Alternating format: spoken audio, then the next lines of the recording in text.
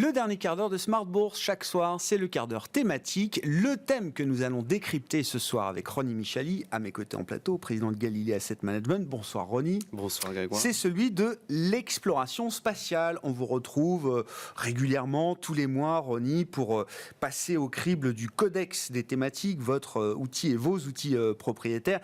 L'intérêt, les forces, faiblesses des 25 grandes thématiques que vous avez cataloguées, Ronnie. L'idée étant que l'exploration spatiale, alors, est peut-être une thématique jeune encore du point de vue de l'investissement, mais prometteuse. Absolument. Alors, thématique jeune, vous savez Grégoire, dans nos indicateurs thématiques Galilée, on va effectivement répertorier les fonds et les ETF qui sont sur les thématiques. Et c'est vrai qu'au-delà de 3 ans de track record en arrière, on a eu du mal quand même à trouver un nombre de fonds assez finalement important pour synthétiser nos indicateurs. Donc voilà, on a 3 ans de track réel bien établi sur cette thématique, sur un peer group d'une dizaine de fonds. Ce qu'il faut savoir, Grégoire, c'est que cette thématique a 2 objectifs.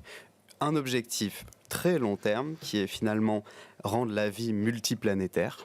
Et puis un deuxième objectif, plus réaliste, plus court-moyen terme, qui est d'améliorer la vie sur Terre grâce aux études qu'on peut faire dans l'espace. Finalement, développer l'innovation dans l'espace pour que ça nous serve sur Terre.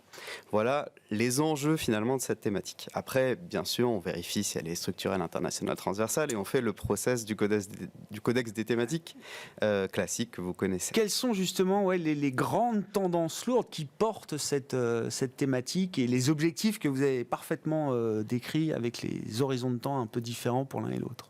Absolument. Alors, la première chose, c'est de vérifier si la thématique est structurelle.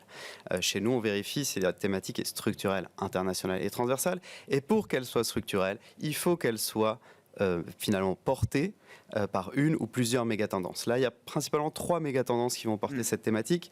Il y a la révolution digitale et robotique avec la géolocalisation, la navigation par satellite, les communications TV, Internet par satellite par exemple.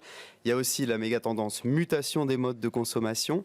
On va utiliser par exemple pour la surveillance, pour la sécurité à domicile, on va utiliser des connexions satellitaires. Et il y a la mégatendance finalement transition énergétique avec l'étude de la météorologie, du climat, qui va nous aider à mieux comprendre, mieux allouer les ressources naturelles, etc. Tout cela est catalysé aussi par la baisse des coûts de lancement, ça c'est très très important, la baisse des coûts de lancement des satellites. Encore en 2000, on avait à peu près $18 000 par kilo envoyé dans l'espace. Aujourd'hui, on n'est plus qu'à 2500 dollars par kilo envoyé dans l'espace. Donc c'est vrai qu'il y a une désinflation finalement du coût des objets lancés. Et thème international, évidemment, c'est la course à l'exploration spatiale. Absolument. Alors aujourd'hui, à l'international, c'est un marché qui représente à peu près 400 milliards, donc c'est encore assez restreint, mais qui pourrait atteindre, selon PricewaterhouseCoopers, bien sûr, 2700 milliards en 2040. Donc, des perspectives astronomiques, si je puis dire. Bien sûr. Donc, effectivement, international. Bon, il faut savoir que pour accéder au statut de puissance, de superpuissance, c'est un passage obligé, même s'il n'est pas forcément nécessaire, même s'il n'est pas forcément indispensable. Tous les grands pays développés s'y lancent, que ce soit les pays occidentaux, maintenant les pays émergents. On a une réelle administration spatiale en Chine, en Inde également. On a aussi des sociétés privées avec certains milliardaires qui se sont lancés sur le sujet. Je pense à Jeff Bezos avec Blue Origin, par exemple, qui veut créer réellement une base industrielle dans l'espace. Je pense à Richard Branson avec Virgin Galactic ou Virgin Orbit, et évidemment Elon Musk avec SpaceX, Starlink, etc. Donc voilà, vraiment thématique internationale et puis transversale. Alors, je ne vais pas vous citer tous les secteurs qui sont impliqués. Voilà, une fois n'est pas coutume, je ne ferai pas toute la liste, mais On imagine. Je peux quand même vous dire qu'il y a beaucoup d'évolutions dans beaucoup de domaines liés à la science qui sont catalysés par ces explorations spatiales. Dans les signaux électromagnétiques, par exemple, pour l'observation de la Terre, peu importe quel climat il fait, peu importe si on observe de jour, de nuit, sur l'impression 3D, la possibilité d'imprimer directement des pièces dans l'espace au lieu de les envoyer à chaque fois par des fusées, éventuellement des médicaments en microgravité et aussi des expériences réalisées sur des astronautes qui peuvent servir à des humains pour les problèmes de diabète, des problèmes d'équilibre ou encore d'ostéoporose. L'amélioration de la vie sur Terre, comme vous dites, ça c'est l'objectif court-moyen terme pour la conquête et l'exploration spatiale. Qu'est-ce qu'on peut dire alors justement sur la base d'une période de track record assez réduite? On a quand même 3 ans, vous disiez, d'analyse de la thématique, chiffrée notamment avec vos outils propriétaires. Qu'est-ce qu'il en ressort, Ronnie? Alors déjà, c'est 3 années positives, donc 7% depuis le début de l'année, 3,2% l'année dernière, l'une des 2 thématiques positives l'année dernière, voilà, et puis 8,3% en 2021. Donc c'est pas des performances stratosphériques, on va dire, mais c'est assez contre-intuitif d'ailleurs. On se dirait, tiens, c'est un thème, c'est explosif ou ça ne l'est pas, mais effectivement, c'est assez tranquille ce que vous décrivez là. Tout à fait. Alors, c'est surtout dû au fait que très souvent, les fonds et ETF présents dans cette thématique sont aérospace et défense. D'accord. Et ce qui en fait une thématique plutôt value, corrélée à 0,81 au MSCI Value. Le maximum, c'est 1, bien sûr, donc on est très proche. Donc, c'est corrélé beaucoup à la value du fait de cette présence de la défense. Ça en fait baisser la volatilité du fait de la présence de ce secteur défense fait baisser la volatilité. On est à 16 versus 19 pour la moyenne des thématiques qu'on regarde. Vous savez, les 25 thématiques qu'on regarde chez Galilée, on est plutôt à 19. Là, on est à 16. Et puis, en termes de PI, bon, finalement, on n'est pas si cher que ça. On serait plutôt aux alentours de 18,5 fois les profits. Sachant, on le rappelle, mais on en parlera avec le gisement de fonds. C'est pas encore, pour la partie cotée, c'est pas encore une thématique très large non plus. Et comme vous dites, qui mélange aussi de l'aérospace et de la défense. Voilà, qui a connu quand même des années particulières, en tout cas depuis le choc de la guerre en Ukraine, notamment. Exactement. Bien d'ailleurs, peut-être même un secteur de croissance aujourd'hui, la défense, je ne sais pas, quand on voit les perspectives et les parcours de Thales ou d'entreprises de défense. C'est évident. Après, quand je vous présenterai les points forts et points faibles, après il y a le gisement de fonds. Dans ce gisement de fonds, je vous indiquerai les fonds qui sont plus purs et les plus purs possibles, et puis ceux qui sont le plus larges. Qu'est-ce qu'on peut dire? Justement, comment vous cataloguez alors force, faiblesse? Quels sont les risques pour la thématique, positifs et négatifs? Alors, évidemment, les forces, il y a donc ce baisse du coût de lancement. 180 fusées en 2022 ont été lancées. Là-dessus, SpaceX en a lancé 61 quand même, donc ça commence à devenir assez... Voilà.